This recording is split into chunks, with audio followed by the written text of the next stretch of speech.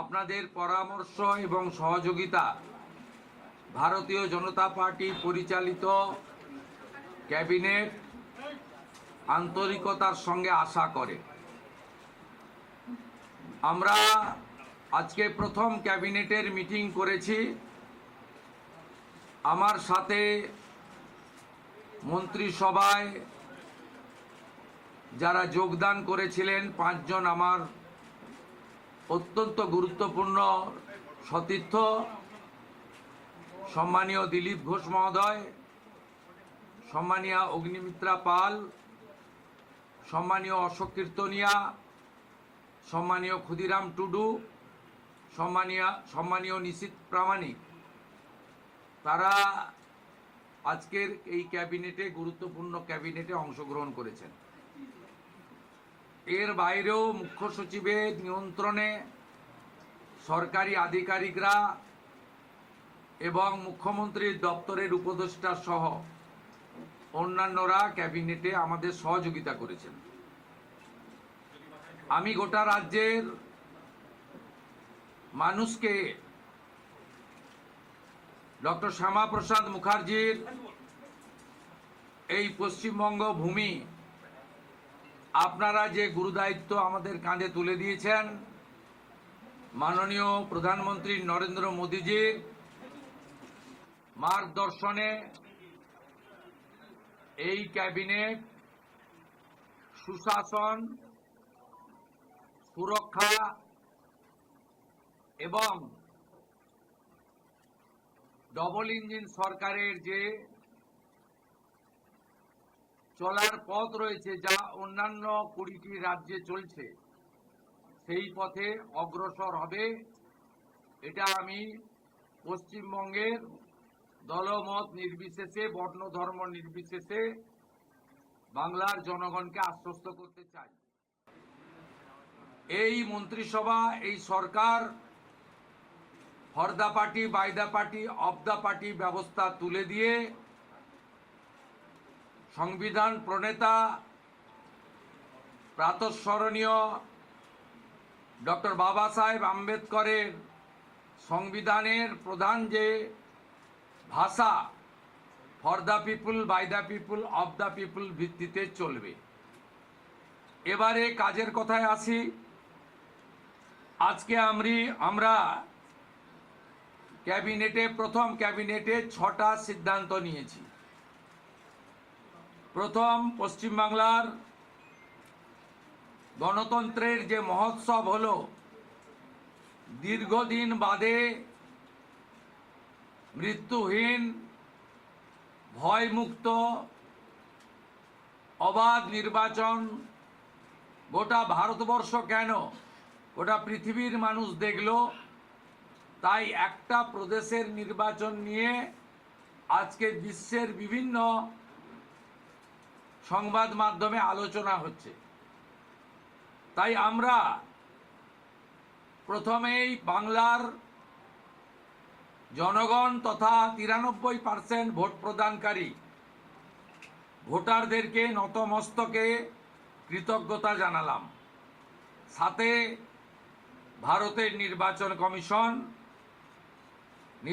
কমিশনের নিয়ন্ত্রণাধীন ভোট কর্মী, গণনা কর্মী, বাইরের রাজ্য থেকে আসা অবজারভার, কেন্দ্রীয় সুরক্ষা বল, রাজ্য পুলিশ, কলকাতা পুলিশ, সংবাদ মাধ্যম, নির্বাচনে প্রতিদ্বন্দ্বী রাজনৈতিক দল, প্রার্থী, প্রত্যক্ষ পরোক্ষভাবে এই এত বড় কর্মযজ্ঞে অংশগ্রহণকারী প্রত্যেকের প্রতি এই ক্যাবিনেট কৃতজ্ঞতা জ্ঞাপন করে।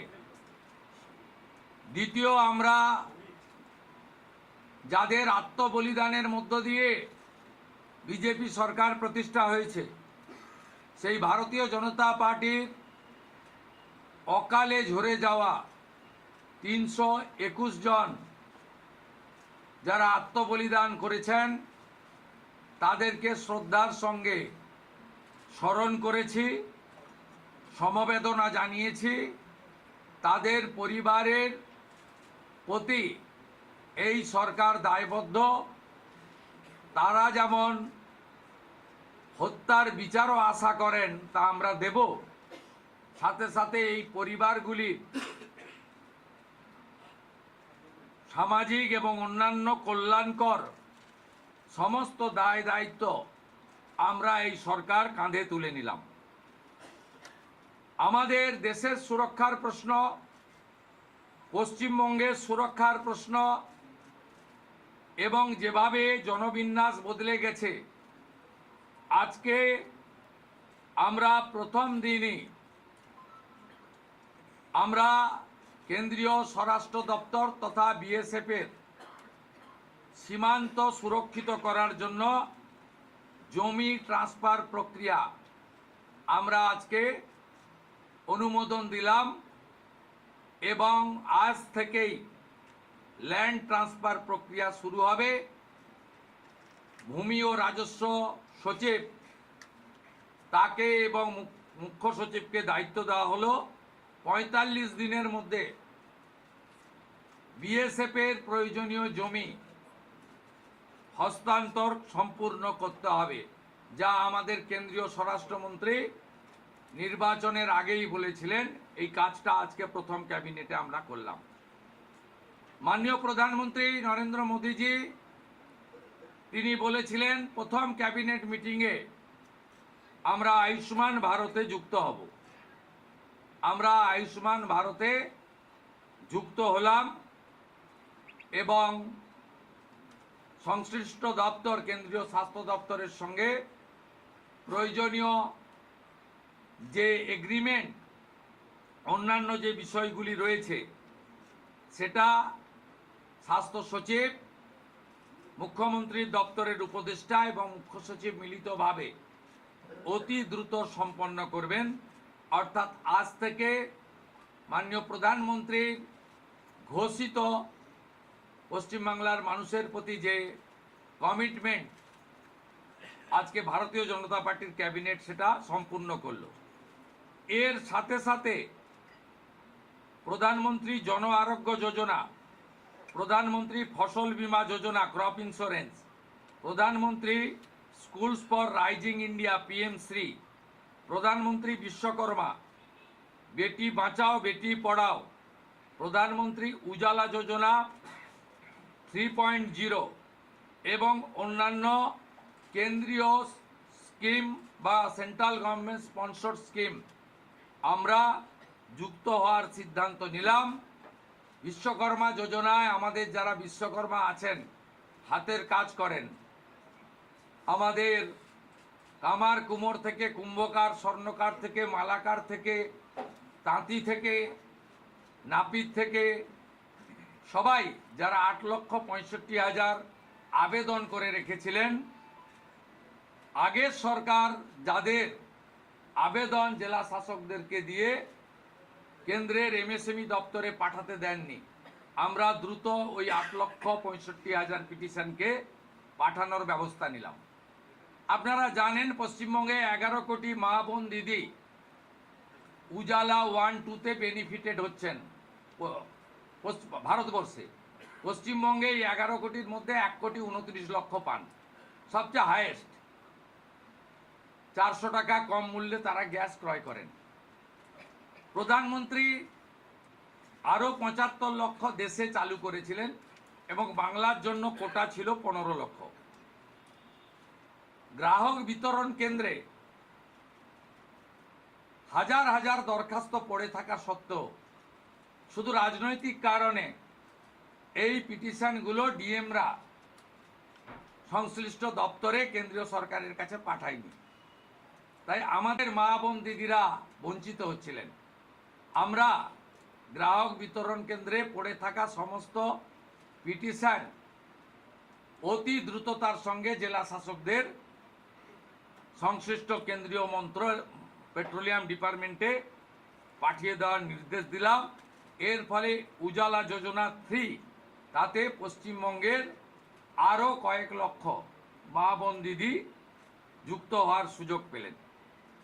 আমাদের পঞ্চম সিদ্ধান্ত, এতদিন পর্যন্ত পশ্চিমবঙ্গের national cadre is IPS, Paschimbanga cadre WBCS WBPS, এদের কোনো কেন্দ্রীয় সরকারের ট্রেনিংয়ে কেউ যুক্ত হতেন না। এটা মুখ্যমন্ত্রীর অলিখিত নির্দেশ ছিল, আগের মুখ্যমন্ত্রী, বিদায়ী মুখ্যমন্ত্রী, প্রাক্তন মুখ্যমন্ত্রী। আমরা আজকে এই বিষয়ে চিফ সেক্রেটারিকে অন্য রাজ্যের যে নিয়ম আছে সেই নিয়ম ফলো করার জন্য আমরা তাকে এম্পাওয়ার করলাম, দায়িত্ব দিলাম। সাথে সাথে শুনলে অবাক হয়ে যাবেন, বিএনএস ভারতীয় ন্যায় সংহিতা, যা মাননীয় প্রধানমন্ত্রী নরেন্দ্র মোদীজির নেতৃত্বে কেন্দ্রীয় স্বরাষ্ট্রমন্ত্রী মাননীয় অমিত শাহজি পার্লামেন্টে দুটো কক্ষে অনেক আগে অনুমোদন করেছেন, রাষ্ট্রপতি মহোদয়ার সই হয়েছে, রুল হয়ে গেছে। আমরা আশ্চর্য হয়ে গেছি যে এখানে বিএনএস কার্যকর করা হয়নি, অর্থাৎ অত্যন্ত অবৈধভাবে সংবিধানকে বৃদ্ধাঙ্গুষ্ঠ দেখিয়ে আগের সিআরপিসি আইপিসি চলছিল। আজ থেকে বিএনএসে যুক্ত হলো পশ্চিমবঙ্গ সংবিধান মেনে। আগের সিআরপিসি আইপিসি এই আইন আর থাকলো না। ভারতীয় ন্যায় সংহিতাতে আমাদের আজ থেকে কাজ শুরু হলো। এরও ছাড়পত্র ক্যাবিনেটের প্রথম দিলেন। ষষ্ঠ সিদ্ধান্ত, মাননীয় স্বরাষ্ট্র ও সমবায় মন্ত্রী অমিত শাহজি নির্বাচন প্রচারের রায়দিঘি থেকে বলেছিলেন যে 2015 সালের পরে পশ্চিমবঙ্গে কোনো রিক্রুটমেন্ট হয়নি, তাই প্রচুর শিক্ষিত যুবক যুবতীর বয়স চলে গেছে। 5 বছর এক্সটেনশন, মানে আবেদনের বয়সের ঊর্ধ্বসীমা ক্যাবিনেট মঞ্জুর করলো। এটাও আজকে আমরা করলাম। আজকে এই ক্যাবিনেট সিদ্ধান্তগুলো আমরা নিয়েছি। আমাদের আরও বেশ কিছু কমিটমেন্ট রয়েছে, যেগুলো ইতিমধ্যে আপনারা জানেন। আমরা পরবর্তী সোমবার আবার একটি ক্যাবিনেট মিটিং করব। সেক্ষেত্রে আমাদের আরও আমাদের আরজিকর সহ নারী নির্যাতনের বিষয়ে, প্রাতিষ্ঠানিক দুর্নীতির বিষয়ে, পে কমিশনের বিষয়ে, এরিয়া ডি এর বিষয়ে, এই যে বিষয়গুলি আছে আমরা পরবর্তী ক্যাবিনেটে সেগুলো করব। কারণ আমরা আমাদের যে অফিসিয়াল কাজকর্ম দেখে আমাদের খুব বেশি সময় আমরা পাইনি। আজকে প্রথম কাজের দিন সরকার গঠন হওয়ার পরে আপাতত যে কাগজগুলো রেডি ছিল তার উপরে ক্যাবিনেট আমরা এই সিদ্ধান্তগুলো নিয়েছি, কার্যকর হবে। আপনাদের মধ্যে বাংলার গণদেবতা জনতা জনার্দনকে আমরা এটা জানালাম। আমাদের ক্যাবিনেটে মাননীয় মুখ্যমন্ত্রী প্রয়োজন হলে নিশ্চয়ই সাংবাদিকদের সঙ্গে কথাবার্তা বলবে, প্রশ্ন উত্তরেও অংশগ্রহণ করবে, কিন্তু সেটা প্রয়োজন ভিত্তিক। ক্যাবিনেট ব্রিফিং নেক্সট ক্যাবিনেট থেকে মাননীয় সিনিয়র মিনিস্টার দিলীপ ঘোষ এবং মাননীয় সেকেন্ড টাইম এমএলএ তথা মন্ত্রী অগ্নিমিত্রা পাল মহোদয় ব্রিফ করবেন।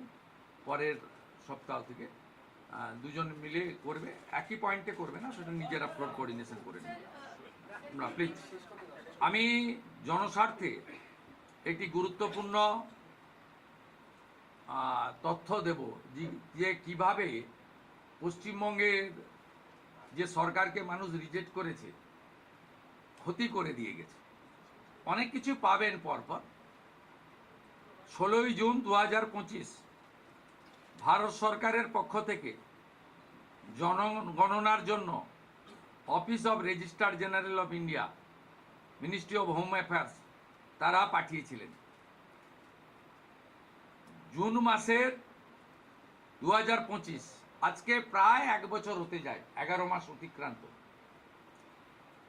পশ্চিমবঙ্গ সরকার এই ফাইল ফেলে রেখেছিল এবং এগুলো এক্ষুনি পাবলিক ডোমেনে আনার বিষয় নয়, কিন্তু যে তথ্য আমাদের এই হাতে আছে, যে লিখিত তথ্য আছে, তাতে এরা শুধুমাত্র পশ্চিমবাংলার সঙ্গে বিশ্বাসঘাতকতা করেনি, দেশের সঙ্গে, দেশের সংবিধানের সঙ্গে বিশ্বাসঘাতকতা করেছে। এবং এদের মূল লক্ষ্যই ছিল এই জনগণনা আটকে দিয়ে মহিলা সংরক্ষণ যাতে ভারত সরকার করতে না পারে, মহিলারা যাতে বিধায়ক সাংসদ না হতে পারে, সেজন্যই এসব করে গেছে। আজকে আমরা এখনই জনগণনা সংক্রান্ত 16 June 2025 ministry of home affairs, office of registrar general India তাদের পাঠানো সার্কুলারকে আমরা এখনই কার্যকর করলাম। এই মুহূর্ত থেকে জনগণনার কাজ, তার প্রক্রিয়া পশ্চিমবঙ্গ সরকার আজ থেকে এই মুহূর্ত থেকে করলো। এটি প্রশাসনিক নির্দেশে হলো। স্যার, আপনি বললেন সবচেয়ে বড় যে অভিযান ছিল আপনাদের দুর্নীতির বিরুদ্ধে, সবচেয়ে বড় অভিযান ছিল, সেটা নিয়ে কোনো সিদ্ধান্ত হলো বা কথা? আমি আপনাকে বলেছি, প্রাতিষ্ঠানিক দুর্নীতি, মহিলা নির্যাতন, পে কমিশন, এরিয়ার ডিএ, এগুলো নিয়ে নেক্সট ক্যাবিনেটে গুরুত্ব সহকারে আমরা ক্যাবিনেটে আনবো। নেক্সট মানডে হবে। আমাদের কিছু পেপার ওয়ার্কের প্রয়োজন আছে। আমরা আগের মতো বাজেট হয়ে যাওয়ার পরে চন্দ্রিমা তুমি এটা বলে দাও, এভাবে সরকার চলতে পারে না। সরকার চলে তথ্যের উপরে, সরকার চলে নিয়মের উপরে, এবং সরকারি সিদ্ধান্ত হয় সংবিধানের কতগুলো বিষয়ের উপরে। তাই এই গভর্নমেন্ট আমিত্বে বিশ্বাস করে না, আমরা নীতিতে চলবে এবং রুলস, অ্যাক্টস, সংবিধান, একে প্রায়োরিটি দিয়েই আমরা কাজ করব। আমরা আশা করব এই সরকারের কোনো সিদ্ধান্ত নিয়ে, আপনারও তো বটেই, আমরা বেঁচে থাকা কিছু মানে 2-4-5% যারা সমালোচক, সেই সমালোচকরাও কোনো সমালোচনা করতে পারবেন না। এই রকম সুযোগ এই সরকার দেবে না, ভরসা রাখতে হবে। এই জন্যই মাননীয় প্রধানমন্ত্রী বলেছেন, বিজেপি পশ্চিমবঙ্গ বলেছে, ভয় আউট, ভরসা ইন। ভরসাটা আমাদের উপরে রাখুন, আমরা ঠিক পথে চলব।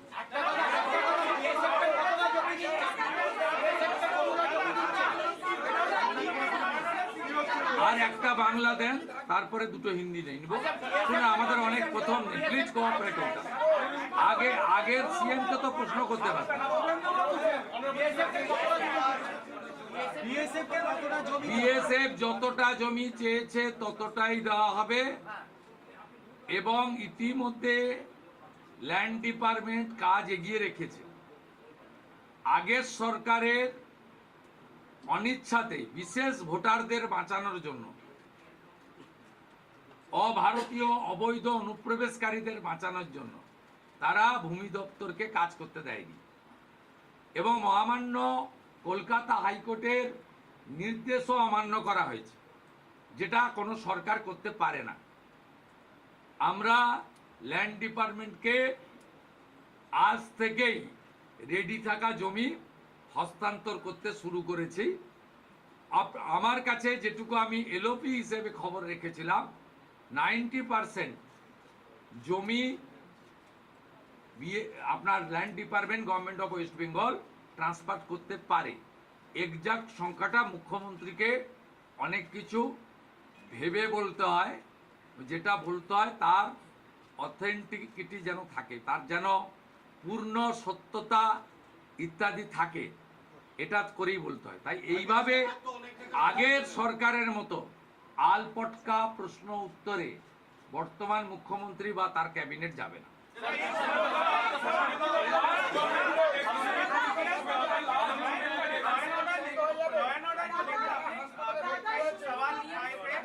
आप जब विरोधी में उठाए थे, अब सत्ता में आप आ गए, आपका सिंगल डायरेक्टिव क्या होगा एडमिनिस्ट्रेटिव हेल्थ के लिए, ताकि रेस्टोर हो पाए राज्य का लॉ एंड ऑर्डर?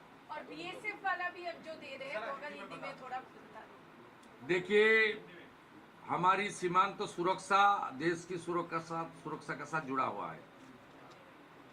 ये भारतीय जनता पार्टी का चुनाव में बहुत बड़ा कमिटमेंट था, देश हित में, बंगाल का हित में। इसलिए आज पहले कैबिनेट में हम लोग बीएसएफ को लैंड ट्रांसफर करने का डिसीजन ले लिया है। लैंड डिपार्टमेंट जो लैंड उनका पास है, उन्होंने लैंड डिपार्टमेंट ने बहुत सारा एक्सरसाइज भी करके रखा है।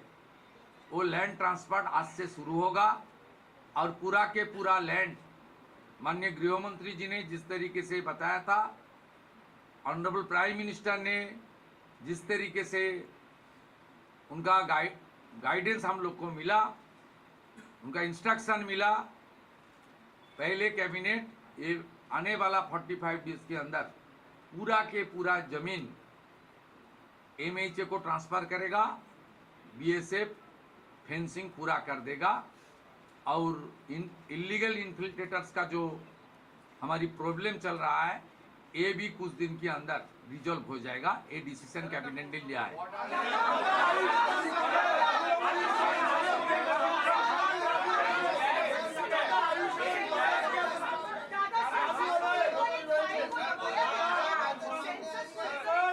देखिए, ये सरकार जो पीछे सरकार था जिनको जनता ने फुल्ली रिजेक्ट कर दिया, ये बड़ा मैंडेट बीजेपी को दिया।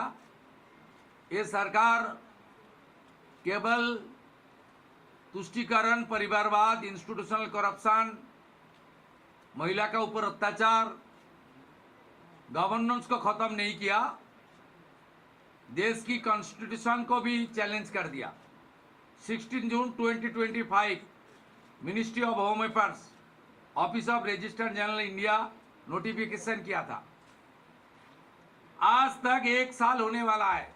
ऑनरेबल होम सेक्रेटरी का खत है, इसके ऊपर बहुत सारा ऑफिसर का नोट है जो हमारी गवर्नमेंट का सीक्रेट पेपर्स है।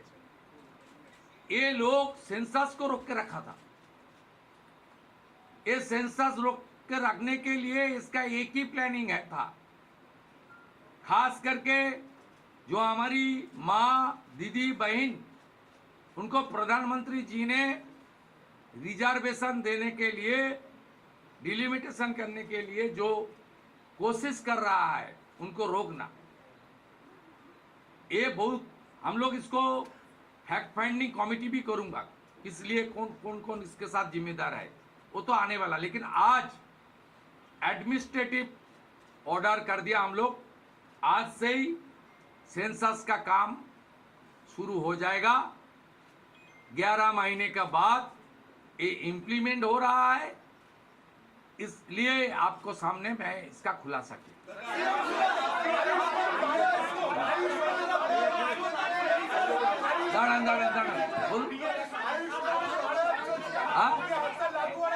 आयुष्मान भारत योजना के आज से लागू हो रहा है। ऑनरेबल प्राइम मिनिस्टर साहब का कमिटमेंट था, बीजेपी का मैनिफेस्टो में था। आयुष्मान भारत कैबिनेट ने मंजूरी दे दिया है। बाकी हेल्थ डिपार्टमेंट, सेंट्रल गवर्नमेंट का हेल्थ डिपार्टमेंट के साथ एग्रीमेंट और दूसरे तरीके जो प्रक्रिया करना चाहिए वो प्रक्रिया आज से शुरू हो जाएगी।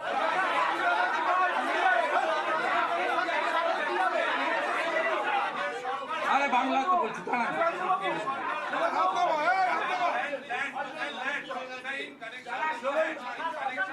আপনাকে के क्लियर করে दी, কোনো চালু থাকা সামাজিক প্রকল্প বন্ধ হচ্ছে না। কোনো সামাজিক চালু থাকা প্রকল্প, এটা আমরা আমাদের কর্মসূচি মানে প্রচারকালীনও বলেছি। কোনো চালু থাকা সামাজিক প্রকল্প সে 30 বছর আগের হতে পারে, 10 বছর আগের হতে পারে, কোনো সামাজিক প্রকল্প আমরা বন্ধ করছি না। আমরা